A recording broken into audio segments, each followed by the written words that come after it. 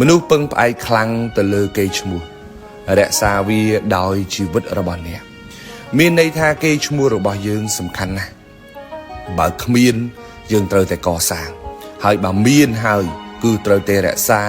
ដោយជីវិតរបស់អ្នកក៏ដោយបើអ្នកជាអ្នកលក់ដូរនៅលើបណ្ដាញសង្គមត្រូវរក្សាកេរ្តិ៍ឈ្មោះរបស់អ្នកឲ្យបានទោះក្នុងតម្លៃណាក៏ដោយរឿងសំខាន់មួយដែលមនុស្សភាគច្រើនដែលបានឡើងហើយ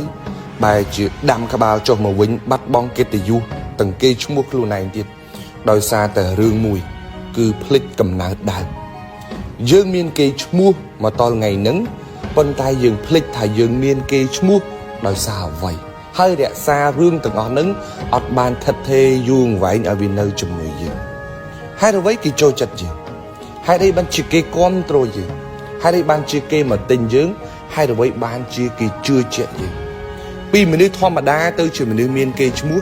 តើយើងមានកេរ្តិ៍ឈ្មោះដោយសារអ្វីទន្ទិញរឿងហ្នឹងឲ្យចាំថាយើងមានថ្ងៃហ្នឹងដោយសារអ្វីរក្សាហ្នឹងឲ្យបានកេរ្តិ៍ឈ្មោះសំខាន់ណាស់ពេលខ្លះយើងយ៉ាប់យើងចង់បានគេឈ្មោះល្បីតែដល់ពេលបានល្បីយើងបែរជាលែងខ្វល់ពីហេតុដែលធ្វើឲ្យខ្លួនយើងល្បីឈ្មោះអានឹងអត់បានទេជារឿងមួយដែលបំផ្លាញគេឈ្មោះរបស់យើងធំមែនតើធ្វើអ្វីទៅគិតគេឈ្មោះនឹងជាធំតែម្ដង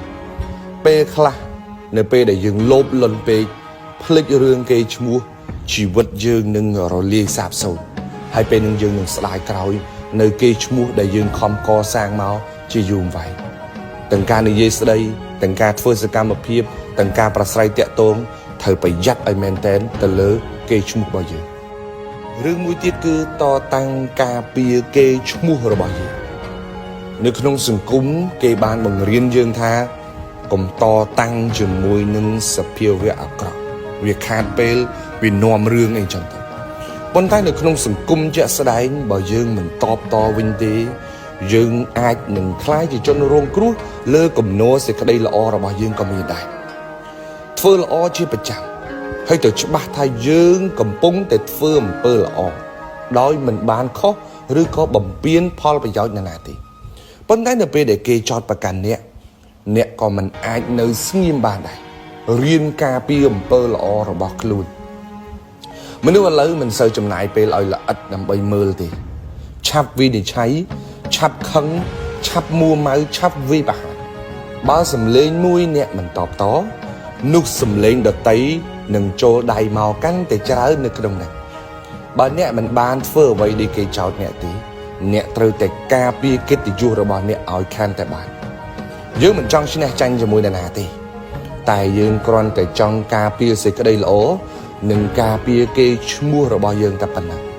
ហើយចាំថាគេឈ្មោះជាតួអង្គសំខាន់មួយនៅក្នុងការងាររកស៊ីលក់ដូររបស់យើង